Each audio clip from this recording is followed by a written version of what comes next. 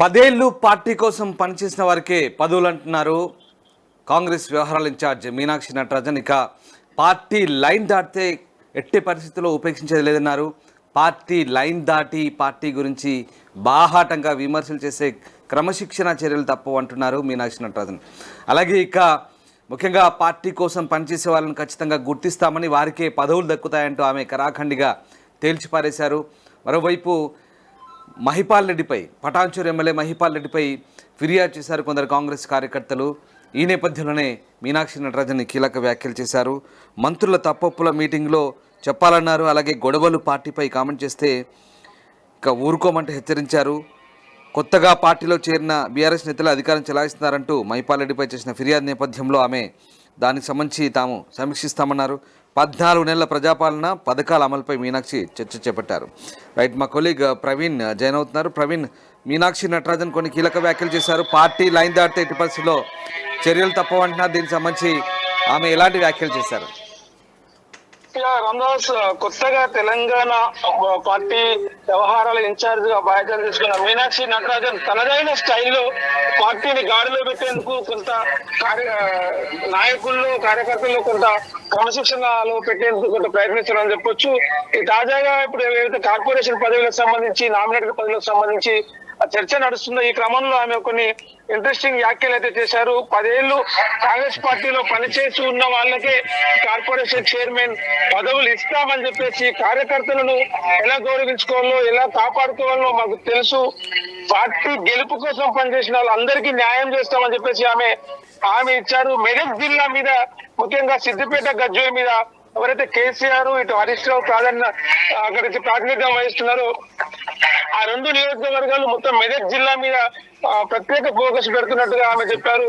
ఇటీవల జరిగిన పార్లమెంట్ ఎన్నికలలో సంబంధించిన ఫలితాలు ఏవైతే ఉన్నాయో వాటన్నిటి మీద కూడా ఆమె ఒక రివ్యూ నిర్వహించారు. పార్టీలు ఎన్నికల ఫలితాల తర్వాత కాంగ్రెస్ పార్టీ అధికారంలోకి వచ్చిన తర్వాత పార్టీలో చేరిన ఇతర పార్టీల నుంచి వచ్చిన వారిపై ఆమె కొంత సానుకూలంగానే స్పందించారు. వారికి గౌరవిస్తాము, వారిని స్వాగతిస్తాము. కాకపోతే పదవుల విషయంలో మాత్రం 10 ఏళ్లుగా పార్టీలో ఉన్న వారికే పదవులు అనేవి కట్టబెడతాం, నామినేటెడ్ పదవులు, కార్పొరేషన్ పదవులని ఆమె చెప్పారు. దాంతో పాటే మంత్రులు గాని, ఎమ్మెల్యేలు గాని, కాంగ్రెస్ పార్టీ నాయకులు గాని పార్టీ అంతర్గత విషయాలు ఏమైనా ఉన్నా, ఎవరి మీద భేదాభిప్రాయాలు ఉన్నా కూడా పార్టీ మీటింగ్ లోనే చెప్పాలి, సమావేశంలో మాత్రమే మాట్లాడాలి. సోషల్ మీడియాలో కానీ, విచ్చలవిడిగా మీడియా ముందు కానీ, వ్యక్తిగతంగా కానీ ఎలాంటి కామెంట్లు చేయొద్దు.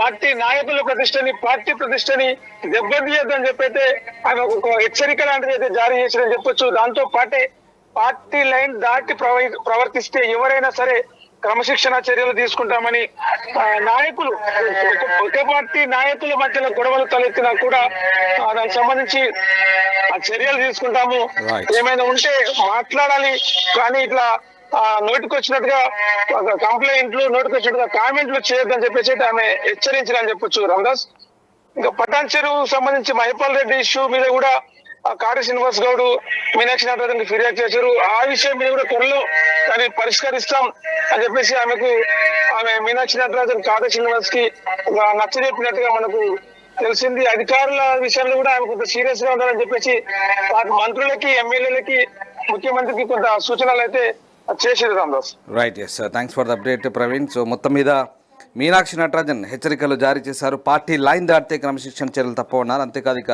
10 ఏళ్లు పార్టీ కోసం పనిచేసిన వారికి కార్పొరేషన్ పదవులు అంటూ తేల్చిపారేశారు మీనాక్షి నటరాజన్. ప్రపంచంలో ఏ మూల ఏ క్షణం ఏం జరుగుతుందో వేగంగా తెలుసుకోవడానికి తొలి వెలుగు వాట్సాప్ ఛానల్ని ఫాలో చేయండి.